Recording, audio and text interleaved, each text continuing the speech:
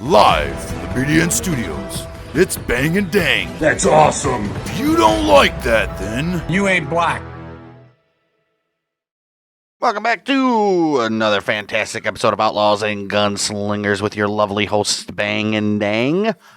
We're here once again. We are here once again, fresh off of the Mafia of the Month episode, which was the Gambino family, the little, quick little nice little history of these guys before we get into the,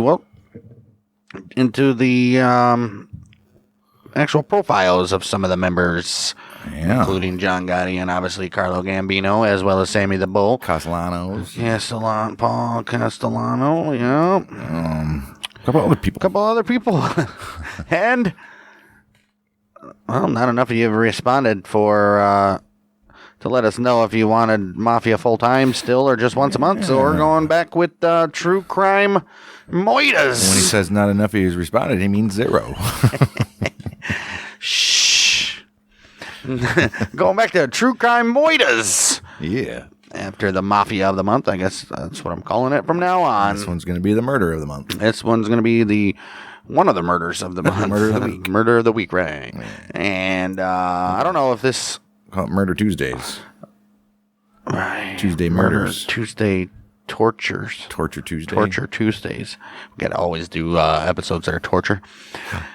Run out of that real quick. I bet you not. Unless we find a bunch of United States Army. Hey. This week we're doing, I don't know how popular this term, as far as like Nancy Grace and all the little court channels covering the trial and stuff like this. But nevertheless, pretty shocking case. Consider the kid that did it was 15 years old, brutally murdering Claudia Maupin and Oliver Northrup. Yeah, they brutally murdered Mr. Daniel William Marsh. That's who we're covering today. With that being said, we'll go check out our YouTube at Bang Dang Network. Give us a subscription.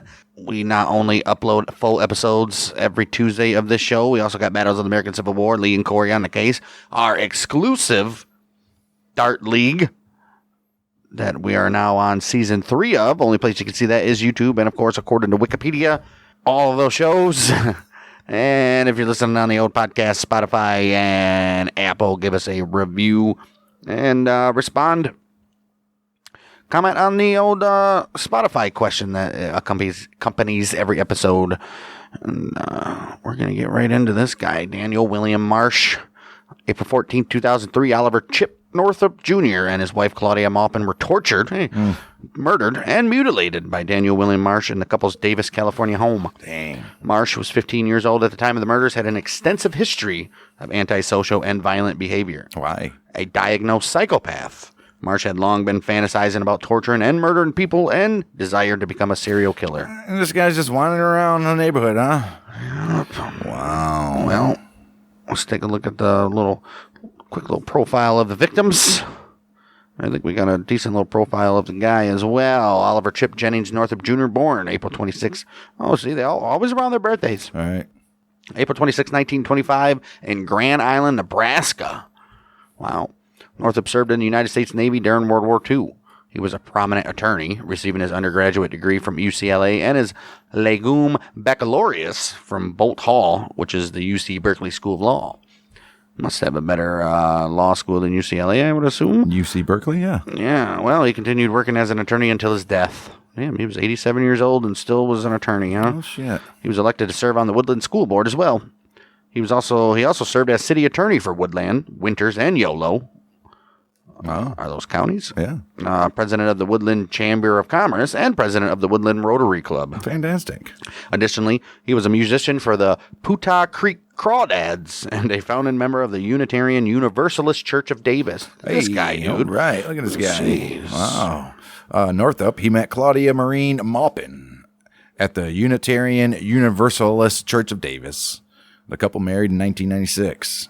Maupin, born May 15th, year 1936, was a pastoral associate at the Davis Unitarian Church. She was also active in local theater. Oh, look at that. So nice. They sat around and drank wine every night and talked about her next gig. She goes over the lines with him. Right. He loved it. Well, she Right. He wasn't in the theater. Right, she was. Right. He loved it. Right, I guess. Maupin was 76 years old at the time of her death. Maupin had 3 children, while Northrup had 6, along with 2 stepchildren from a previous marriage. Dang. They had a joint family, included 11 children, 14 grandchildren, 8 great-grandchildren. Yeah, that'll usually happen. Yeah. There's another one of those documentary things where they show the interrogations that I watched of this, which gave me the idea for this, obviously. Apparently, she was a free spirit or whatever. She was looking for religions that would be compatible to her. I forget what kind of religion she was. And then she looked at a bunch of church brochures. And then he happened to be in like the thing. And she was like, ooh, he's hot. And then ended up going to the church. And pretty much she was like, it was the man catalog she got him from. Oh, wow. Okay. Good stuff. Cool stuff. Right. Prior to murdering Northrup and Maupin, Marsh had an extensive history of violent and antisocial behavior, as well as severe mental health problems. Oh, shit. Usually they do. Marsh, a diagnosed psychopath, had been fantasizing about murdering people since the age of 10 and aspired to become a serial killer. He was born May 14th, 1997, little youngin'. He first made local headlines in 2008 at the age of 10 after receiving an American Red Cross Heroes Award for using CPR to save his father, who was having a heart attack. Oh. Also in 2008, Marsh's parents underwent a contentious divorce due to his mother's affair with his former kindergarten teacher, who is a chick, by the way. Oh. It was at this point that Marsh's homicidal fantasies first emerged. Oh, I bet it did. He was like, I want to kill this broken bitch. family. Yeah. Wow. When he was 10, he was enraged with the women for whom his mother had left his father for. He plotted to slit her throat or strangle her to death. However he felt that day, if he wanted to mass or not. Maybe both. Right. Yeah. At the age of 10, Marsh had also began to have dreams of killing people. Year 11, he told a therapist about fantasies of torturing people and his desire to make those fantasies come true.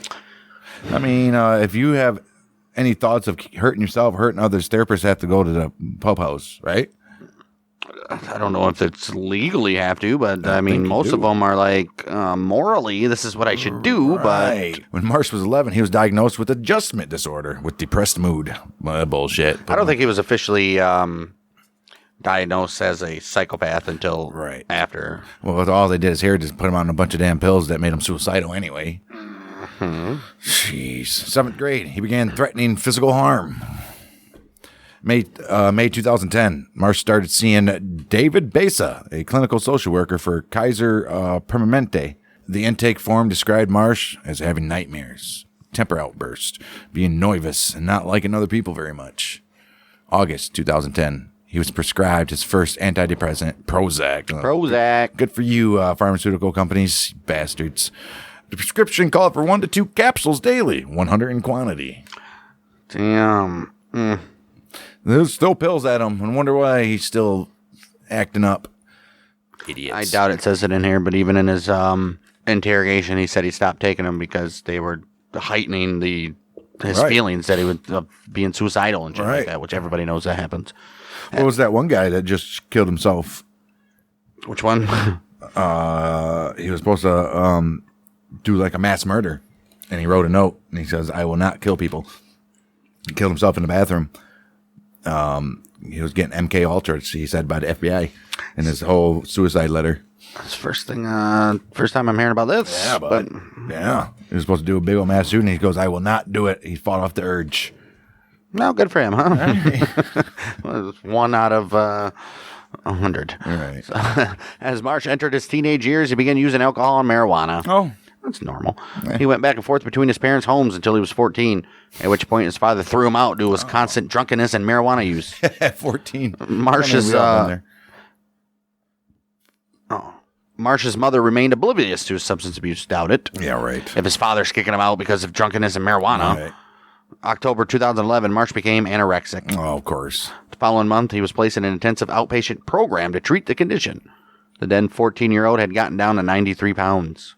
Marsh was hospitalized for his eating disorder at the Berkeley Hospital from December 29, 2011 to January 25th, 2012. Oh, here's a month in here. Right. Oh, well, now let's give you some more medicine to fight off all that now. Yeah. Well, he was now taking Celexa, His medication was switched to Lexapro, and he was then switched back to Prozac. His body's not even getting enough time to react to any of these medicines. Marsh was also given Abilify, an antipsychotic. See how well that worked. A doctor noted that Marsh was having feelings of derealization with out-of-body experiences 4 to 5 times a week. He claimed in his interrogation the antipsychotic drug was for side effects to the other one to stop him from thinking about suicide and shit from his Prozac and all his that other stuff. Yeah. Right. Yeah. See, this is stupid. They stopped putting people into the mental homes and they started giving them pills and sending them on their little jolly way. This guy clearly needed to be somewhere to be watched. Somewhere, yeah. Somewhere to be watched 24/7. Man. As time went on, time marches on. As time went on, Marsh's violent thoughts increased. Age 14, Marsh's dreams about killing people, which had begun at age 10, became more frequent. Mid-December 2012, he told his school counselor about his homicidal fantasies, resulting in the police being brought to the school. Should have been a lot more than that. Well, then he was involuntarily hospitalized because of the danger he posed to himself and others. At this point, his medication was switched to Zoloft with Seroquel. Early 2013, Marsh began taking Wellbutrin as well. Oh my goodness, this is just sad. Dude is like one of the old people sad. that got the Right. Stupid pill things Monday through Sunday. Yeah. With 70 of them in each thing. Fridays, can't do pills on the weekends. That's party time. Early 2013, January 2013, Marsh told his school psychologist about homicidal ideations, again, he was having regarding school peers. At least he's telling people. Yeah, that's right. When the counselor asked if he would act on them, he stated, I have full confidence that I could hurt these people. Oh, geez. He needs to be instantly put out. Wow. A police officer was again brought to the school, but it was determined that Marsh posed no danger to himself or others, and no further action was taken. Oh. How many times do we have to have these stories like this where either been telling people that he's thinking about this shit, previously incarcerated for doing stupid shit, and then they're just like, well, it's fine. You're still taking your pills? Yeah. Well, as long as he's still taking his pills, the medication should stop everything. The only thing that's different about this is the FBI is not involved this time. Oh, that we know of. Right. But it is California. All right. Soon afterwards, Marsh had another meeting with the school counselor, this time describing graphically how he wanted to torture people by peeling their skin off from their hands and cutting off their eyelids. So starting from their hands and... Ew. Think about that. Right. He also frying your fingernail up and then shut up. He also confided that these graphic fantasies only scratched the surface of his thoughts, and that he had given up fighting them. he said, "Screw it, they're taking over." His statements were not disclosed to authorities because there was believed to be no intent or identified victims. Marsh's homicidal thoughts continued. Whenever he looked at a person, he thought about how he would kill them. He also had fantasies about a schoolyard massacre and desired to become a serial killer. He's like, I got to do it. Yep, I know what I'm going to be. So you figure out what you're going to be? I sure have. Did. I sure have. It's not a very good moneymaker, but... Right. Well, kill a bunch of rich people. Right. Marsh eventually began talking more persistently with friends about torturing and killing random people. Jeez. He also began drawing violent pictures in art class. I mean, come on. Marsh's drawings depicted torture and killings with morbid details on the methods. Friends of Marsh, as a TV show, later recalled that he often spoke about killing people and said if he were caught for murder, he would claim insanity. Well, because he knew he would probably get it. He also made a detailed written plan to kill his girlfriend's ex-boyfriend. Oh, shit. Additionally, Marsh was interested in Ted Bundy, Jeffrey Dahmer, and other serial killers. Well, I bet he was. They all are. Is it this guy? I don't know if it's this guy, but it might be another one I watched.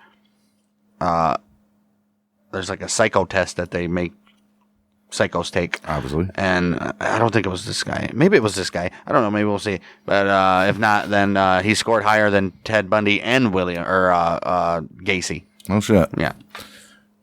I think it's this guy. Wow. Beginning year 2012, Marsh became preoccupied with bestgore.com. Right, come on. This is a website that promoted gore porn and amateur videos of actual gory events. In addition to Marsh's fascination with gore porn and his fantasies of murdering people, he set fires and engaged in animal cruelty. His violent behavior against animals included killing cats. Almost always does. Dahmer started off doing that.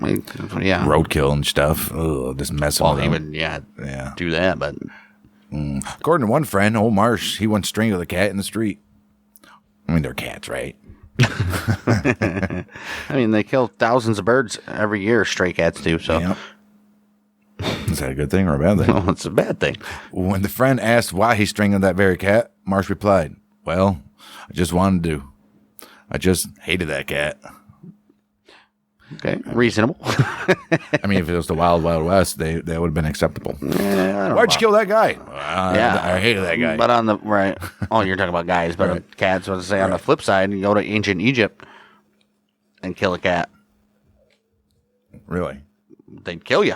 Oh, yeah. Cats were like sacred in ancient Egypt. That's Right. why they're buried with Yeah. pharaohs and Right. like you see them in all the little paintings and shit. Right. Well, then Marsh, after that, he goes, "Can I kill your dog?" to one of his friends.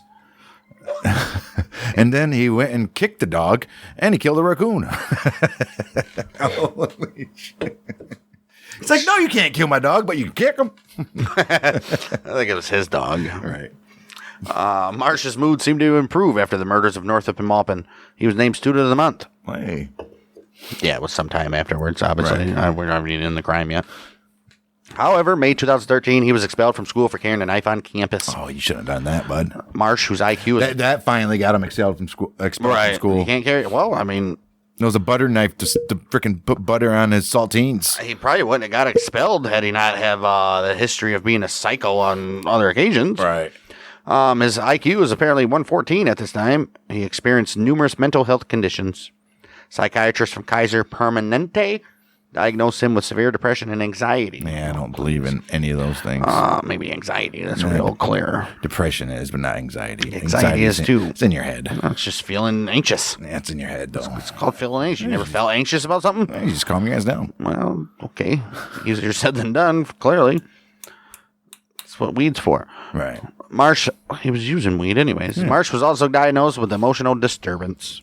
According to forensic psychologist and psychopathy expert Matthew Logan, Marsh is a psychopath, scoring 35.8 out of 40 on the psychopathy checklist. Jeez. Which is higher than, they're not going to say it for some reason, which is higher than Dahmer, Bundy, and Gacy it was. That's all crazy. Those guys. All the Dude's signs. 15. All the signs are there. Everything's there. James Rokop, another psychologist, he says that Marsh is a sexual sadist who killed solely to gratify himself. So it's like a sexual thing to do it now? I guess. Well, I don't think he was like jacking off after he did it. It was just like Just gave him pleasure. Right. Kathleen Marikangas, a neurologist and a neuropsychiatrist, she disagreed, stating that there was no evidence of Marsh having antisocial or sexual sadism disorders. I didn't see it. She also stated that the trial that Marsh had a manic depressive disorder, dissociative disorder, depersonalization, and anorexia nervosa. I'm so sick and tired of these people in the same professions. No, that's not what it was. Right. It was this. No, it was this. This and this. They're all idiots. No matter what you did, all them pills you popped down his throat didn't help or made it worse. Idiots. In addition, They should all be charged with shit like this. They should. In addition to mental illness and violent thoughts, Marsh was detached from both parents. A friend of his mother's explained that he showed no emotion towards her, even when she cried. Marsh also appeared They're just crying. She cries all the time. Marsh also appeared not to have any concern for his mother's neurological illness, which often incapacitated her. That's why she's crying. I can't live like this anymore. Shut up, Ma. I'm on bestgore.com. Shut up. I can't hear the blood squirting. According to Marsh's confession, night of April 13th, 2013, after years of homicidal urges, he had enough. Right. Marsh, who was then 15, decided to live out his violent fantasies and kill someone. Oh, shit. He made that decision, huh? He made it. Marsh extensively planned the murders. He taped the bottom of his shoe so that he would not leave behind footprints, and he wore gloves to avoid leaving fingerprints or DNA. Didn't that work out very well, did it? It did. Oh. You'll see. He also wore all black and a black face mask and armed himself with a 6-inch buck knife. Oh. Matter of fact, it was the same knife they used in Scream. Oh. April 14th, between 2 a.m. and 3 a.m., he left his mother's house and roamed the streets of Davis, searching for a home with open doors or windows. Oh, He man. didn't have nobody in mind. He just said, I'm going, anybody that, you better not have your window open tonight. Wow, this dude's just Michael Myers it up. Wow. According to Marsh's confession, he checked about 40 and 50 homes for open windows and doors. He finally found an open window at Maupin and Northrup's condo. Oh, jeez. Which was 2 doors down from his father's residence. How likely is that? He was going to his daddy's house. He was hoping that... No, because you'll see.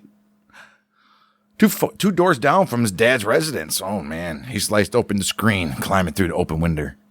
Waited in the living room until he heard snoring sounds coming from the master bedroom. He followed the snoring sounds to the bedroom, where he found Maupin and Northrup asleep. Well, Marsh stood over the couple's bed for about 10 minutes and watched them sleep while deciding how he would kill them. During his confession, Marsh described feeling nervous but excited and exhilarated as he did this. Oh, he said, it's finally happening. Jeez. It was at this point that Maupin woke up, saw Marsh, and began screaming. Marsh then began stabbing her in the torso. As she was being stabbed to death, Maupin screamed for help and begged Marsh to stop. Oh, no. Marsh later told investigators that her cries for help motivated him to attack her more. Holy shit. Oh, my. Wow. Marsh later recalled that the old lady just would not die. When Northrup awoke, Marsh stabbed him until he knew he was dead. Which is not real. In his interrogation, he said the guy woke up and he instantly stabbed him in the neck, and then he went back to killing her. Right. And then went back to him. Marsh later told investigators that he continued stabbing Northrup and Maupin after they were deceased, saying it just felt right. Wow, this guy. Maupin, 74 wounds around her body, including 67 stab wounds. One of the stab wounds knocked out her tooth. Wow. Oh, right in the face. He was just, yeah. Northrup suffered 65 separate wounds ranging from his head to his legs. 61 of those were stab wounds. In total, Marsh inflicted over 128 stab wounds onto his victims. Wow. Dude. In addition to murdering Maupin and Northrup, Marsh mutilated their bodies. He cut the deceased victims' bodies open and examined and experimented on them. What the hell? He also disemboweled them, according to first responders who were at the crime scene. Maupin and Northrup's organs had been removed from their bodies. Jeez. Marsh tried to take Maupin's eye out with the knife, but found this to be too difficult. He pulled fat out of her leg and torso and cut open Northrup's forehead out of curiosity.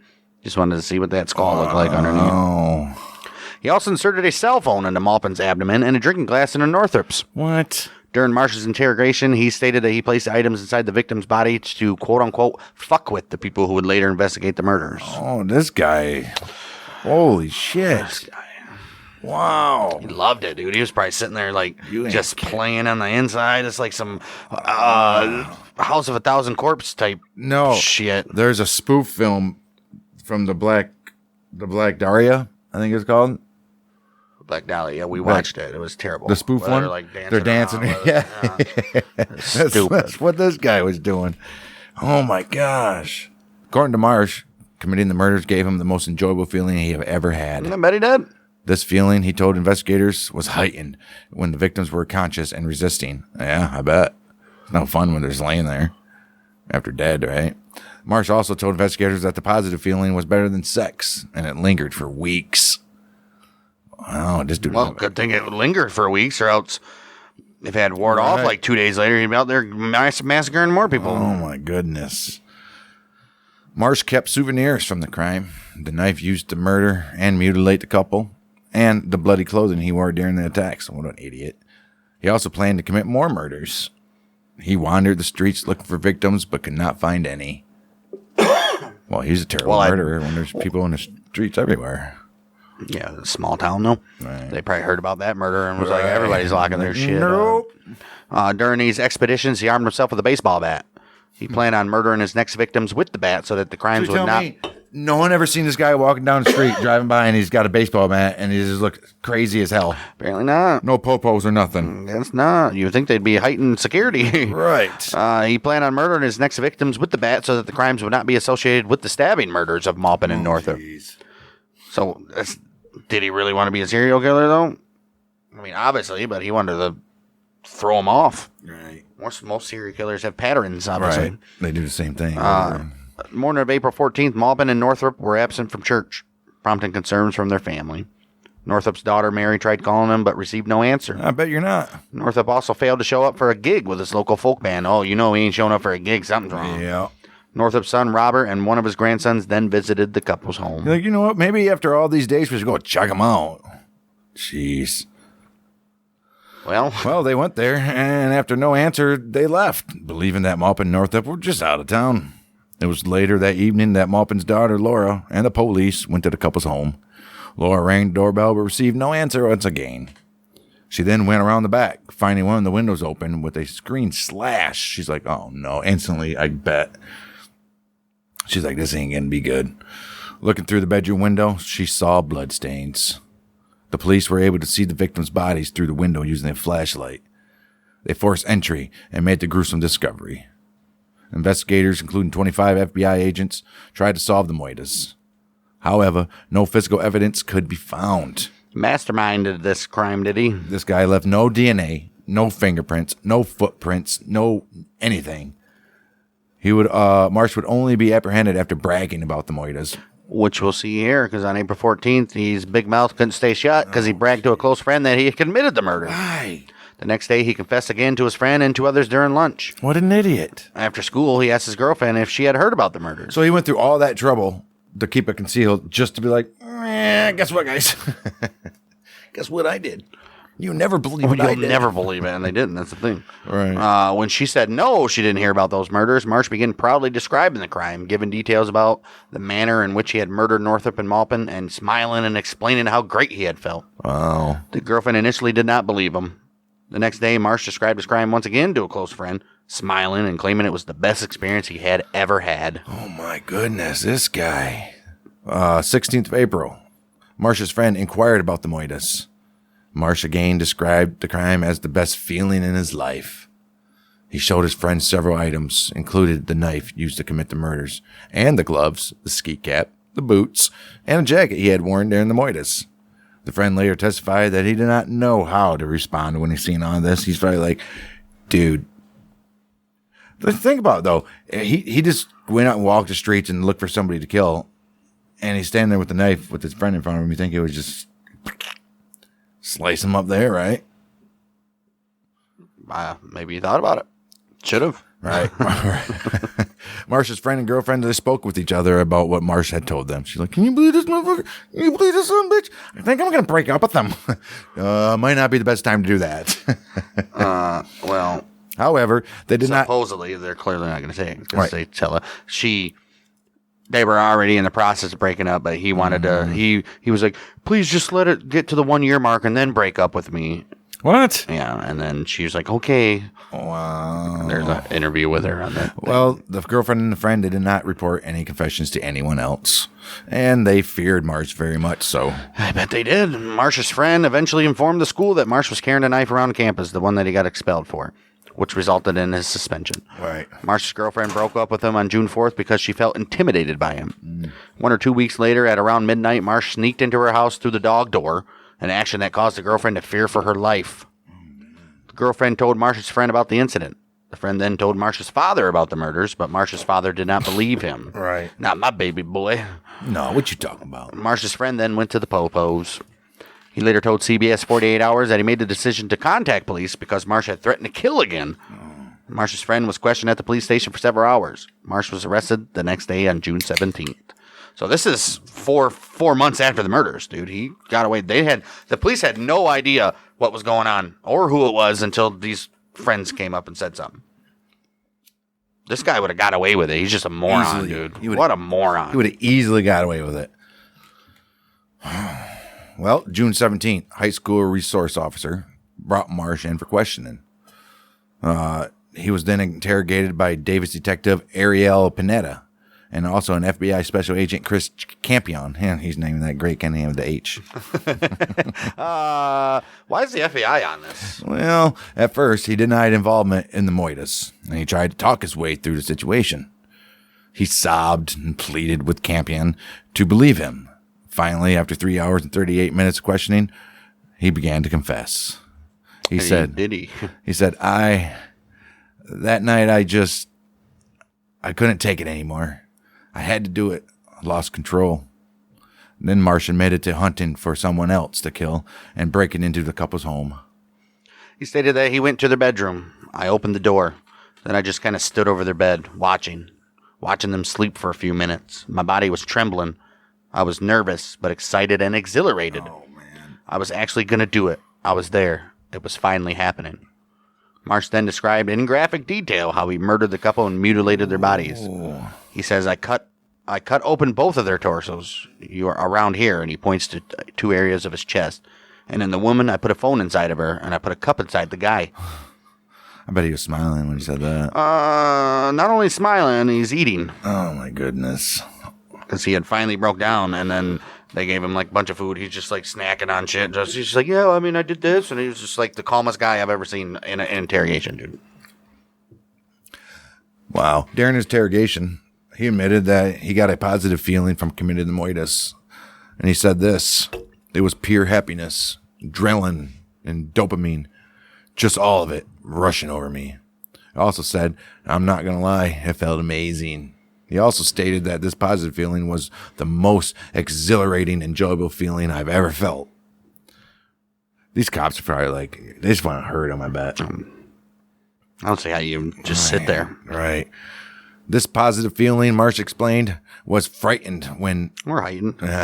This positive feeling, when Marsh explained, was heightened when Maupin and Northrup were conscious and resisting.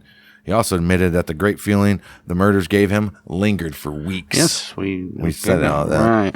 During his interrogation, Marsh stated, I don't feel sympathy for other people at all. I don't feel empathy for them. After Marsh made a full confession, Campion asked him, you mentioned that pretty much everybody you meet would have thoughts about killing them and how you would kill them. So, how would you kill me? Oh, man. Marsh answered, just a lot of ways. Choking you to death with your tie, beating your face into the mirror until it broke and using the glass to cut your arteries, gouging your eyes out, and just smashing your face into the wall. Nothing personal. What makes him think he would be able to do that? He did say that, dude. He said nothing personal? Yeah.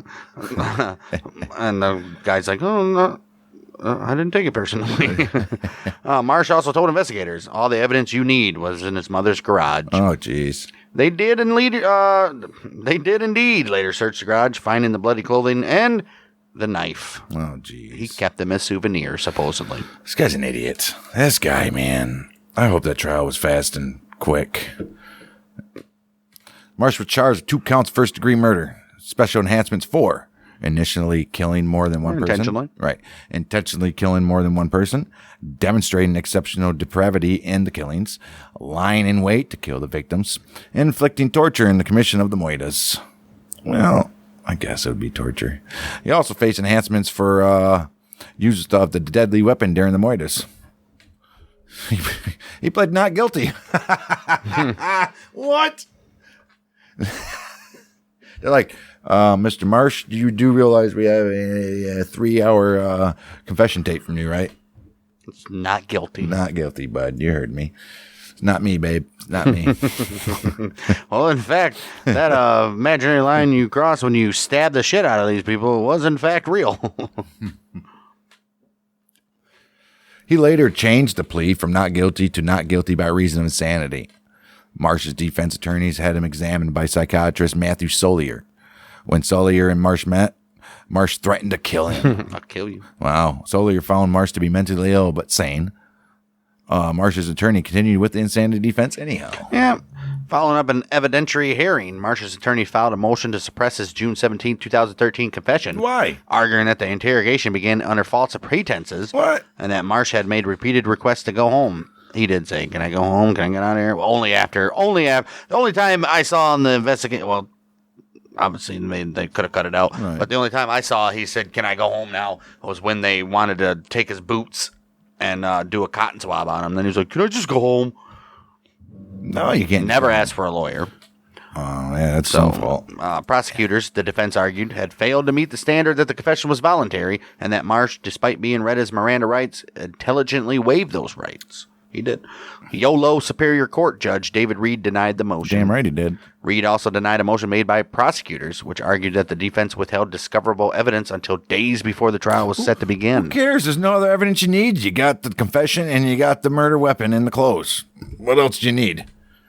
Well, they're saying the defense is hiding evidence. Yeah, but what else do you need? It's all there. Still, you want as much as you can. Make sure you're getting that damn conviction. Marsh's trial began September 11th. Marsh's trial began September 2nd, year 2014. Marsh, then 17, was tried as an adult. I would assume so. Reed, he presided over this trial.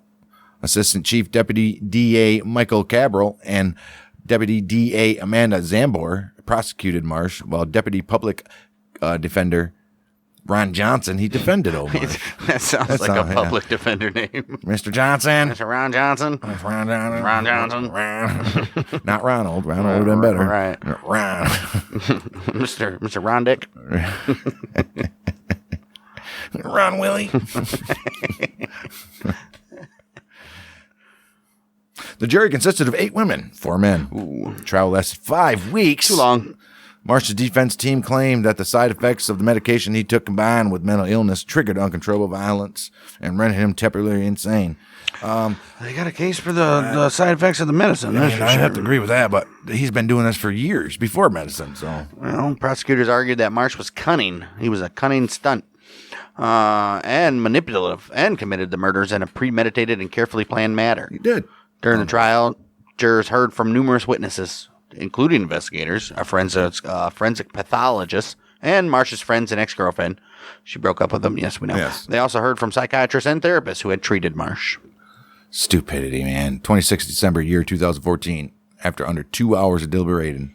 Too long. Yeah. The jury reached a verdict. Guilty on both counts, first-degree moida, in all special circumstances. Yes, sir. Next, jurors had to determine if Marsh was sane or not. Can you do both? Right. 30th September, the jury found that Marsh was in fact sane when he committed the moitas. Although Marsh was tried as an adult, his juvenile status made him ineligible for the death penalty and life in prison without parole as well. Yeah. The maximum sentence Marsh faced was 52 years to life. His defense attorneys argued that he should be sentenced 25 to life. The maximum sentence, they argued, would constitute cruel and unusual punishment when imposed on a juvenile. Prosecutors argued for the maximum sentence, with Cabral saying, this case screams out for 52 years to You ain't life. kidding. Nothing else would be appropriate. No. Cabral also stated that in the 28 years he had been a prosecutor, never have I seen such a heinous and reprehensible act. Right. And never have I seen a defendant with such an evil soul. Right. This is one of those rare times you're getting that sentence. You're staying there for 52 years, bud. And, well, you're dying in prison. Right. Because that 52 years, you ain't getting parole when it comes up anyways. It's without parole anyways. Should be. It won't be. If he was 18, it would have been. During the sentencing hearing, Maupin and Northrup's family gave victim impact statements, which Dang over here doesn't agree you should be able to do for some reason. Give impact statements. I don't. Why do you want people to tell their story of how this affected you? Yeah, but obviously we know why. Yeah, but it's making the jury even more. You're right, exactly. Yeah, but the guy could be innocent. He just. But the guy could be innocent, and now you're bringing in the family here, like, Clearly the guy's not innocent, so we're going to take it on a case-by-case basis where an impact statement is going to determine is this guy out in 25 years potentially or 50-something years. I agree if they can have a family statement if the dude's, if he's actually guilty. He did this, and they know for 100% sure. Then bring in the family and be like, look what this guy did purposely to us, this whole family. Yeah. Yeah, how often is an impact statement by the victim's family read, unless it's not 100% sure? I don't know that at all, so I'm going to tell you. Maupin's eldest daughter, Victoria Hurd, stated, she says, she lived her life loving people, always willing to lend a hand, a shoulder, or an ear. If she were here, she would help us survive this, but she's not here because Daniel Marsh killed my mother for his own perverse gratification. Northrup's son James, he spoke about how the news of the moitas shattered the joy of his granddaughter's birth, and how and he's such a you selfish son of a bitch. Didn't even care about my daughter was born. Whatever. Dad's always got to steal the show. It's obviously not what he meant. And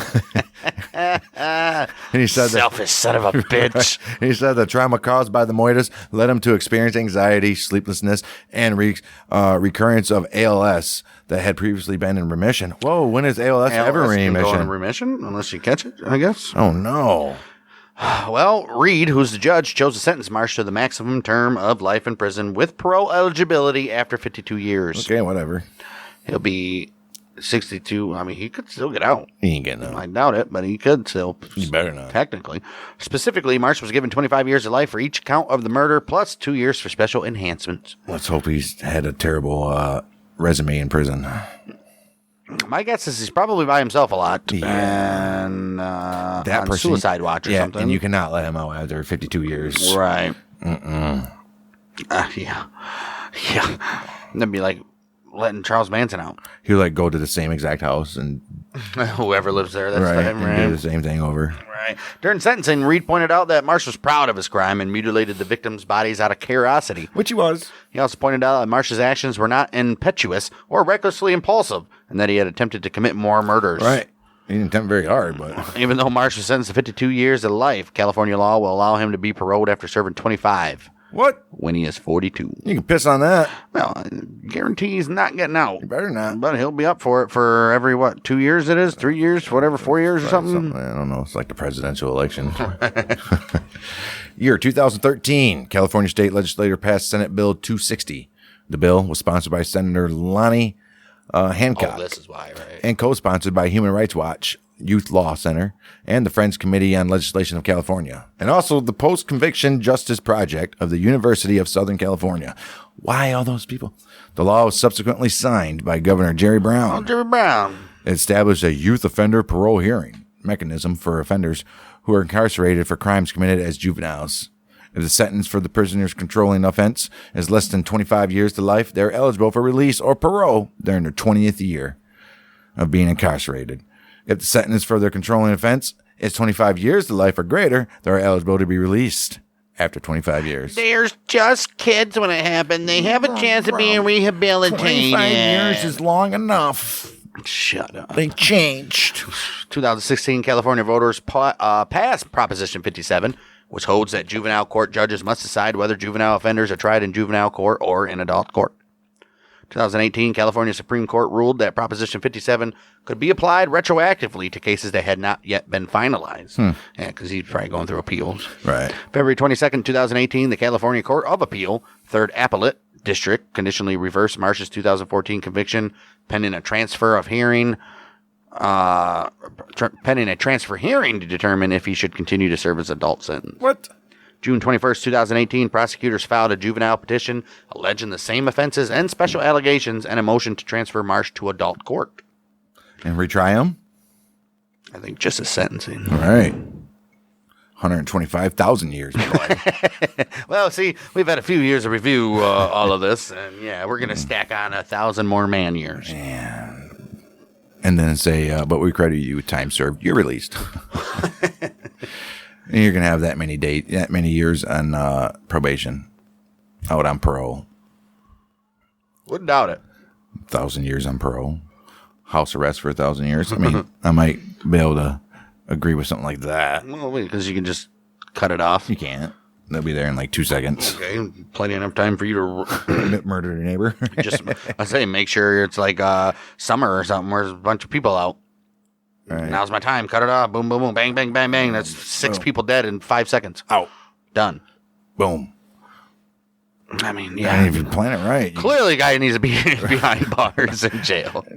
If you plan it right, though, you can probably take one of their vehicles and Well, that's true, right? scooch on the cooch there and roll it. Yep.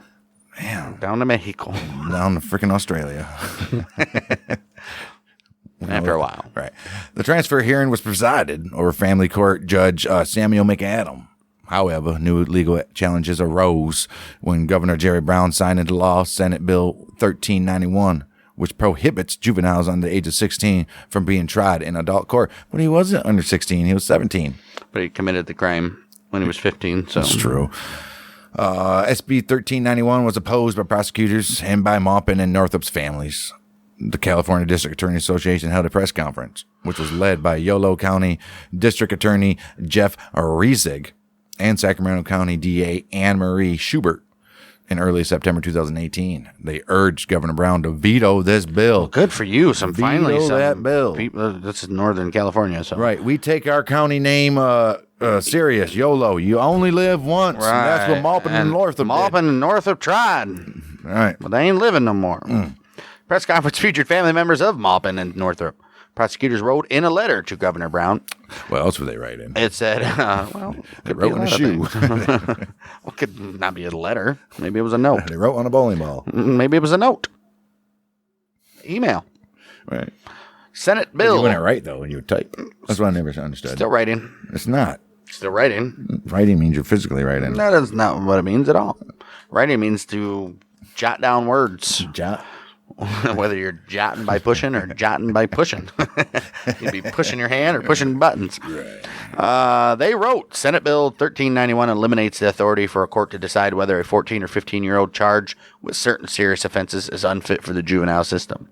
The letter also contained information on Marsh, who had savagely tortured and murdered an elderly couple in their home. Even if they wanted to do this bill, it shouldn't go back to already... Oh, no, because it said it wasn't closed yet, because still doing appeals and all that. Right. Well, even when the death sentence got abolished, everybody that was on death row got their shit turned into life. That's bullshit. So, I'd say nobody should be grandfathered in that. Like, we're killing these guys all in the same day. That's what they should have done. Right before the bill signed or something, and then boom. Yeah. They also said he methodically planned his attack, targeted the victims at random, and committed his heinous acts out of morbid curiosity. Before they did that, that bill went through. They gathered all the people that are getting that death sentence, and then they rented like a basketball court or something, and had all the families come so everybody can see everybody die at one time. They just line them up on the court. Like shoot them? No, well, the other way. However they die, yeah, sure, why not? And have the family members or the victim family members in the crowd watching like they do regularly. It'd just be a big mass execution. Oh, you heard? It'd be like in a hospital. It'd be like, they ring the bell when a baby's born. All of a sudden you hear is, "Brown, jump around, jump around." You got signs. You're like in a local restaurant. They're like, "Yep, and there's another one down." And the crowd goes wild. Yeah. Popcorn! Get your popcorn! They got like souvenirs. Die! They got signs underneath their seat. Kill them! Oh, man. The kids are got like those stupid knives that got the fake blood in them and shit. They're all like, that's hilarious, dude. I could totally see that in some like post-apocalyptic movie or something where like it's a game show. Like, hilarious, dude. Hilarious. How come nobody's thought about that yet? I mean, go back to the Wild West days. Right. It was a freaking event. Right. Whenever somebody was about to be hanged, the whole town wanted to see it. But when it happened, they were like, got their picnic stuff on and was like, we're going to see a hanging today. They did. They had a pig roast and all that shit. You coming down to the pig roast afterwards? Hilarious. Nobody's done that, huh? Oh, man. It's hilarious. It would be weird. Well, meanwhile, Governor Brown's a piece of shit. Right. This guy. Governor Brown signed SB 1391 into law September 30th, year 2018, right before Marsh's transfer hearing began. Of course. In his signing message, Brown said that the wild victim's testimony weighed on him. There was a need for redemption and reformation wherever possible. This is not one of the, I guess, okay. Obviously, he's not just basing it off of this case because yes, that is true. Right. Obviously, some people can be reformed. But, I mean, geez, that's why I don't agree with this one being. But this should be on a selective basis. Right, it should be. He also noted Welfare Institutions Code Sections 1800 and 1800.5. Well, they got to get a 0.5 in there. Huh? They allow either the Director of Division of Juvenile Justice or the Board of Juvenile Hearings to petition for extended incarceration of a youth is deemed truly dangerous. Which, okay, so there's already something that can... right. And if these guys don't be like, yeah, this dude's not part of this plan. Sorry, you went up to the judge. Yeah, he's not part of this plan. This mechanism exists under current law and has been used in the past when circumstances have warranted it. Right, Everybody knows that, yeah. So this is one of those circumstances that warrants it. It will continue to be used when needed, and there will be no time limits and prescribed in this statute. All right. So, okay, so basically it's the same. So what's okay. Because some groups like these people might get somebody off on a juvenile count when he'd be released when they're 18 or 21, and then maybe they're... Right. I mean, not everything's going to be cut and dry as this psycho ass dude. True. That's true. So, yeah. So, Well, Marsh's defense team filed a motion for a continuance of the hearing until after January when SB 1391 would be effective. So stupid. Prosecutors argued against the motion, saying that the case was governed by current law. Right. Reed denied the defense's motion, and the hearing went forward. Damn right. During the hearing, Marsh took the stand to argue for his case to stay in juvenile court. Prosecutors argued that Marsh should continue serving his adult sentence as he was highly calculated in planning his crime. Right. Proclaimed that it gave him exhilarating feelings and tried on several occasions to commit more. Yeah, we know. We've seen the precedent already. This has been introduced in court 17 times. Prosecutors called forensic psychologist and psychopathy expert Matthew Logan to take the stand. Logan testified that Marsh's score on the psychopathy test was 35.8 out of 40, which we said earlier. One of the highest ever seen. Maupin and Northrup's family also gave statements requesting that McAdam reinstate Marsh's adult sentence. Additionally, Davis citizens sent over 300 letters to the court opposing Marsh's remand to the juvenile justice system. Right. Like, are you guys out of your damn mind? That's a community getting together there. He's a monster. Well, it's Charles Manson all over again. Except for Manson never physically murdered nobody. October 21st, 2018, McAdam ruled in favor of the prosecution and remanded Marsh to state prison to continue serving his adult sentence. Good for you, bud. In reaching his decision, McAdam considered the circumstances and gravity of the offense, the degree of criminal sophistication, Marsh's prior delinquent acts, Marsh's capacity for rehabilitation while in juvenile court jurisdiction, Can there be, though? Marsh's success of prior rehabilitation attempts, which clearly wasn't. There's none. Hey.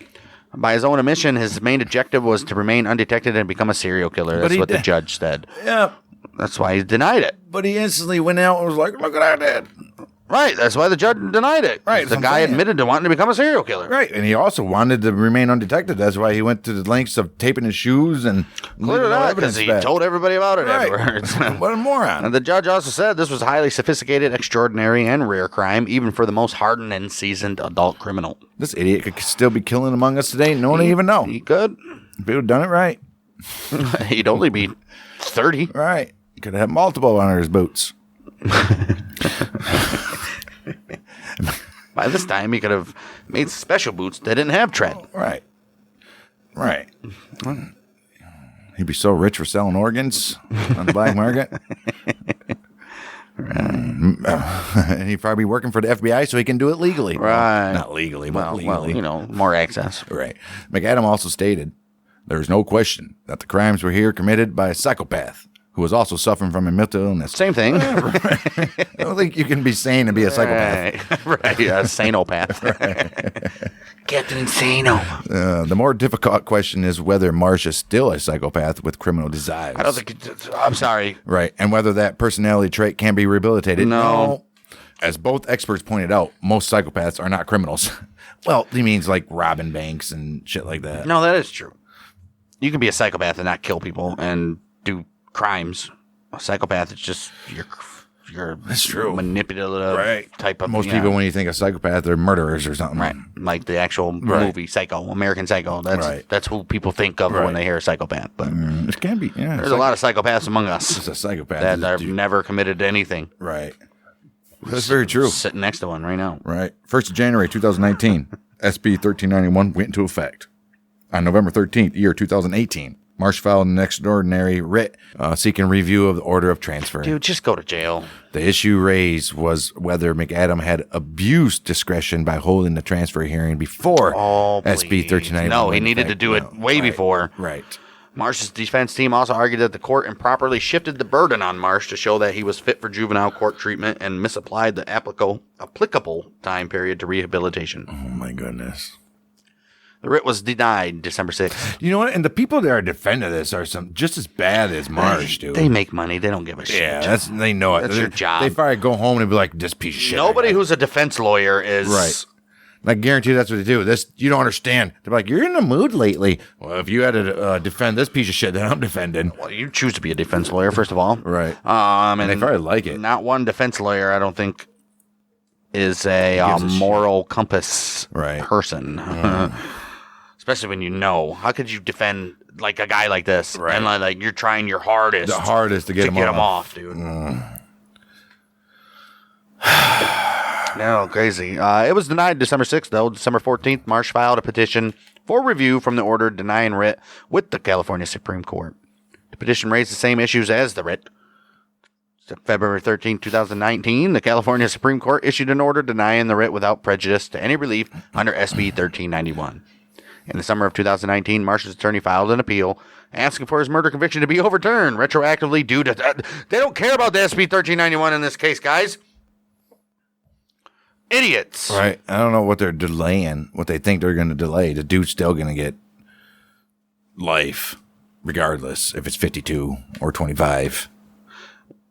Well, they want him in juvenile court because he'll get out. Right. Well, when he's like 21. He'll get a chance to get paroled, though. He'll probably be out when he's like 21. That's true. Just release your punk ass into the world and murder again. Mm-hmm. Here's your knife and bloodstained clothes. Roll it out, bud. We sharpened it for you a couple times. It's pretty dull. Nice and sharp. Pretty dull. Yeah, hitting those bones. We'll dull them down. And Outlaws and Gunslingers versus... Damn, I wouldn't be surprised if that's on a docket one day. And OG versus the Superior Court of Ventura County. The California Supreme Court determined whether or not SB 1391 conflicts with the Proposition 57. Proposition 57 gave sole authority to juvenile court judges to determine whether a juvenile age 14 and older should be tried as an adult, which we said earlier. How does it conflict?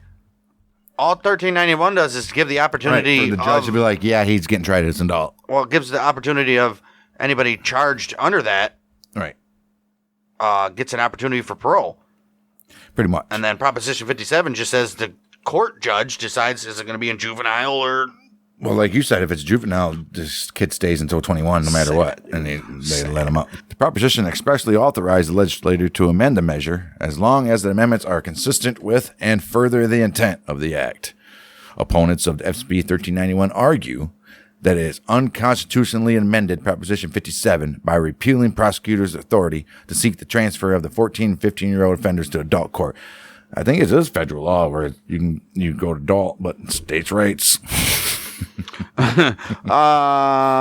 Stupid.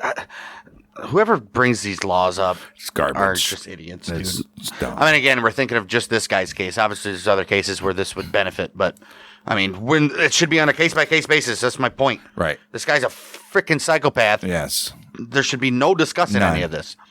None. Well, proponents of SB 1391 argue that the law does not conflict with Proposition 57 and that keeping 14 and 15-year-old offenders out of adult court is good public policy.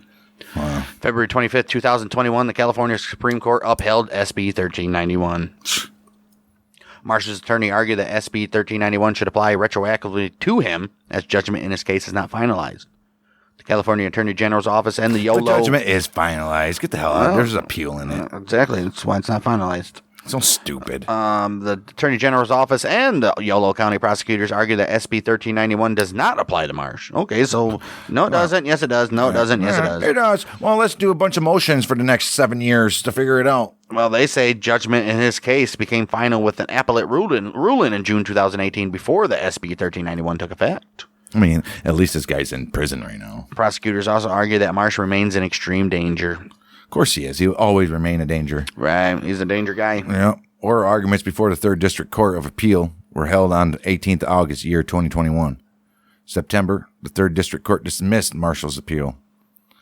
Had the court determined that SB 1391 applied in Marsh's case, Marsh, now age 25, he would have been released from incarceration upon reaching his 25th birthday. Oh, what? I was just a couple of years off. 25, sorry.